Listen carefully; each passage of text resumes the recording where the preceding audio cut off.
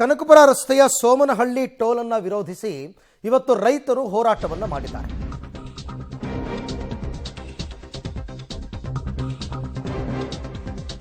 ಕನಕಪುರ ರಸ್ತೆಯ ಸೋಮನಹಳ್ಳಿ ಟೋಲ್ ಇದು ಬೇಡ ಅಂತ ಹೋರಾಟ ಆಗಿದೆ. ಮೈ ಮೇಲೆ ಆಯಿಲ್ ಸುರಿಕೊಂಡು ರೈತರು ವಿಭಿನ್ನವಾದ ಪ್ರತಿಭಟನೆಯನ್ನ ಮಾಡಿದ್ದಾರೆ. ರಾಷ್ಟ್ರೀಯ ಹೆದ್ದಾರಿ ಪ್ರಾಧಿಕಾರದ ವಿರುದ್ಧ ಆಕ್ರೋಶ ವ್ಯಕ್ತಪಡಿಸಿದ್ದಾರೆ. ಕಾರಣ ಏನು ಅಂದರೆ, ನೀವು ಸರ್ವಿಸ್ ರಸ್ತೆ ಕೊಡಬೇಕಲ್ವಾ, ಒಂದು ಟೋಲ್ ಇದ್ಮೇಲೆ ಸರ್ವಿಸ್ ರಸ್ತೆ ಕೊಡಬೇಕು.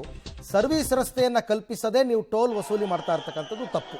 ಕೂಡಲೇ ಟೋಲ್ ವಸೂಲಿಯನ್ನು ನಿಲ್ಲಿಸಬೇಕು ಅಂತ ರೈತರು ಹೋರಾಟವನ್ನು ನಡೆಸಿದರೆ ಮೈ ಮೇಲೆ ಆಯಿಲ್ ಸುರಿಕೊಂಡು ನೋಡಿ.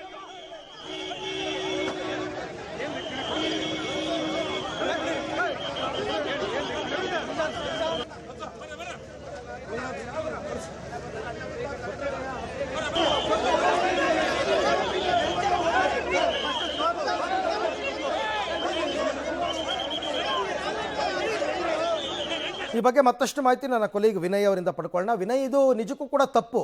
ಟೋಲ್ಗೆ ಇದ್ದ ಮೇಲೆ ಸರ್ವಿಸ್ ರೋಡನ್ನು ಕಲ್ಪಿಸ್ಕೊಡ್ಬೇಕು, ಅಲ್ಲಿ ತನಕ ಟೋಲ್ ಕಲೆಕ್ಟ್ ಮಾಡುವಂತಿಲ್ಲ. ಬಟ್ ಇಲ್ಲಿ ಬಲವಂತದ ವಸೂಲಿ ನಡೀತಾ ಇದೆಯಾ, ಹಾಗಾಗಿ ಈ ಹೋರಾಟನ ಅಂತ? ಖಂಡಿತವಾಗ್ಲೂ ಅರವಿಂದ್, ಯಾಕಂದ್ರೆ ಬೆಂಗಳೂರು ಕನಕಪುರ ಮುಖ್ಯ ರಸ್ತೆಯ ಸೋಮನಹಳ್ಳಿ ಬಳಿ ಇರುವಂತ ಈ ಒಂದು ಟೋಲ್ ಏನಿದೆ, ಇದು ಕಳೆದ ಕೆಲ ದಿನಗಳಿಂದ ಕಾರ್ಯಾಚರಣೆಯನ್ನ ಆರಂಭಿಸಿದೆ. ಈ ಹಿನ್ನೆಲೆಯಲ್ಲಿ ಸ್ಥಳೀಯ ರೈತರಿಗೆ ಹಾಗೂ ವಾಹನ ಸವಾರಿಗೂ ಕೂಡ ಒಂದ್ ರೀತಿ ಕಿರಿಕಿರಿ ಉಂಟಾಗ್ತಾ ಇರುವಂತದ್ದು. ಯಾಕಂದ್ರೆ ಸರ್ವಿಸ್ ರಸ್ತೆಯನ್ನ ಕಲ್ಪಿಸಿದ ಏಕಾಏಕಿ ಟೋಲ್ ಅನ್ನ ನಿರ್ಮಾಣ ಮಾಡ್ಕೊಂಡಿರುವಂತ ರಾಷ್ಟ್ರೀಯ ಹೆದ್ದಾರಿ ಪ್ರಾಧಿಕಾರದವರು ಆ ಭಾಗದಲ್ಲಿ ಓಡಾಡುವಂತ ಪ್ರತಿಯೊಂದು ವಾಹನಕ್ಕೂ ಕೂಡ ಟೋಲ್ ಅನ್ನ ವಿಧಿಸ್ತಿದ್ದಾರೆ.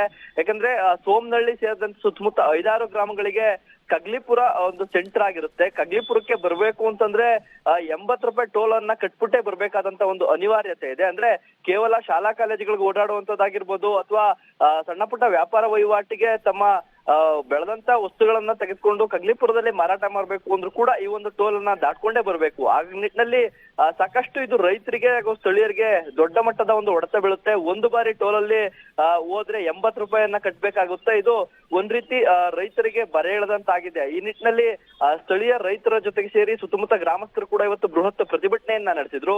ನಿವೃತ್ತ ಲೋಕಾಯುಕ್ತ ನ್ಯಾಯಮೂರ್ತಿ ಸಂತೋಷ್ ಹೆಗಡೆ ಅವರು ಕೂಡ ಈ ಒಂದು ಪ್ರತಿಭಟನೆಗೆ ಸಾಥ್ ನೀಡಿದ್ರು. ಇದು ಅವೈಜ್ಞಾನಿಕವಾದಂತ ಟೋಲು, ಇದಕ್ಕೆ ಯಾವುದೇ ರೀತಿಯಾದಂತ ಒಂದು ಕಾನೂನಿನ ಪ್ರಕಾರವೂ ಕೂಡ ಅದು ಸರಿಯಲ್ಲ ಅನ್ನೋ ಒಂದು ಮಾತನ್ನು ಕೂಡ ಅವ್ರು ಹೇಳಿರುವಂತದ್ದು. ಅಂದ್ರೆ ಸರ್ವಿಸ್ ರಸ್ತೆಯನ್ನ ಕಲ್ಪಿಸಬೇಕು ಅಥವಾ ಸ್ಥಳೀಯರಿಗೆ ಪಾಸ್ ವ್ಯವಸ್ಥೆಯನ್ನ ಮಾಡ್ಕೊಟ್ಬಿಟ್ಟು ಟೋಲ್ ಅನ್ನ ವಸೂಲಿ ಮಾಡ್ಬೇಕು. ಆದ್ರೆ ಯಾವುದೇ ರೀತಿಯ ಪಾಸ್ ಗಳನ್ನ ನೀಡದೆ ಏಕಾಏಕಿ ಈ ರೀತಿಯಾಗಿ ಟೋಲ್ ವಸೂಲಿ ಮಾಡ್ತಾ ಇರೋದು ಸಾಕಷ್ಟು ಆಕ್ರೋಶಕ್ಕೆ ಕಾರಣವಾಗಿದೆ. ಸದ್ಯ ಇವತ್ತು ರೈತರು ಮೈ ಮೇಲೆ ಆಯಿಲ್ ಅನ್ನ ಸುರಿದುಕೊಂಡು ಆಕ್ರೋಶವನ್ನ ವ್ಯಕ್ತಪಡಿಸಿದ್ರು. ರಸ್ತೆಯನ್ನ ಸುಮಾರು 1 ಗಂಟೆಗೂ ಅಧಿಕ ಕಾಲ ತಡೆದು ತಮ್ಮ ಪ್ರತಿಭಟನೆಯನ್ನ ನಡೆಸಿದ್ರು. ಬಳಿಕ ರೈತರನ್ನ ಪೊಲೀಸರು ಬಂಧಿಸಿ ಸಂಚಾರಕ್ಕೆ ಅನುವು ಮಾಡಿಕೊಟ್ರು. ಈ ಹೋರಾಟ ಇನ್ನೂ ಕೂಡ ಮುಂದುವರೆಯುವಂತ ಒಂದು ಎಚ್ಚರಿಕೆಯನ್ನ ರೈತರು ನೀಡಿರುವಂತದ್ದು. ಯಾವುದೇ ಕಾರಣಕ್ಕೂ ಟೋಲ್ ಅನ್ನ ವಸೂಲಿ ನಿಲ್ಲಿಸಲುವರೆಗೂ ಕೂಡ ಹೋರಾಟವನ್ನ ಮುಂದುವರಿಸುವ ಎಚ್ಚರಿಕೆಯನ್ನು ಕೂಡ ನೀಡಿರುವಂತದ್ದು. Arvind, right, thank you Vinay, ತಮ್ಮೆಲ್ಲ ಮಾಹಿತಿಗಾಗಿ ಧನ್ಯವಾದ. ವೈಜ್ಞಾನಿಕ ಅಂದಮೇಲೆ ಟೋಲ್ ಹೆಂಗ್ ವಸೂಲಿ ಮಾಡ್ತಾರೆ? ಹೋರಾಟ ಆಗಬೇಕಿದೆ.